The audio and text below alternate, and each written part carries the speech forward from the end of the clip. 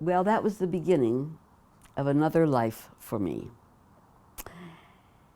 But going back to my family, I was telling you about my aunts and my mother, and I think I know now where this fable of the Jewish mother originated. In looking at our family, I'm thinking, these girls come from a family where learning is so respected, where work is not a hardship. They are as aggressive as their brothers and their fathers, and their mothers are aggressive as their husbands, to make this trek to America without language, without money, without a job waiting, with nobody to greet them and support them, with no welfare system like we have today for the immigrants. How did they fare with all these guts, with all this courage?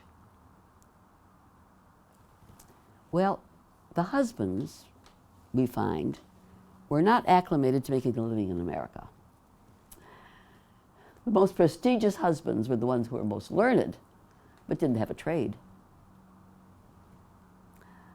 So the mothers put all their hopes into their sons, as my grandmother did with her first son. He started as a peddler, but he put himself into pharmacy school at night, because he had to work during the day. Ended up with his own business his whole life. He had his own drugstore and thrived. He also, I might tell you, was an ardent socialist, as were so many of the immigrants, the Jewish immigrants. And why were they socialists? Why were there so many anarchists in the Jewish community?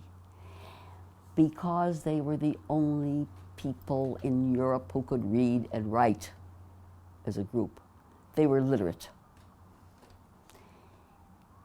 In the 1800s and 1900s, even the aristocracy were not literate. But Jews could exchange news and books throughout Europe. They were able to read and get each other's ideas. So new ideas and new forms of government and new cults were welcomed by the Jewish community because they had access to them. So my cousin, my Uncle Ben, was a socialist who used to make fiery speeches in Bughouse Square, across from the Newberry Library here in Chicago. Only us old-timers, I think, remember that it was called Bughouse Square. Well, getting back to the women, the only thing open to these girls who had as much ambition, as much smarts, and as much courage as their brothers and fathers, the only thing open to them was sweatshops, clerks behind a counter in the dime store, or early marriage, no money, lots of babies, no future. No wonder they pushed their sons. The sons were their hope for a future. If their sons got educated, as they did, first generation, living in slums, that first generation became lawyers and doctors and accountants and dentists. But the girls were denied that opportunity.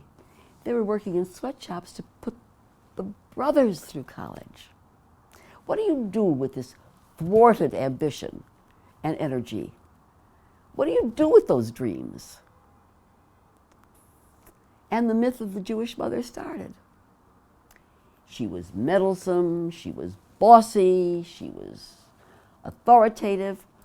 Well, why not?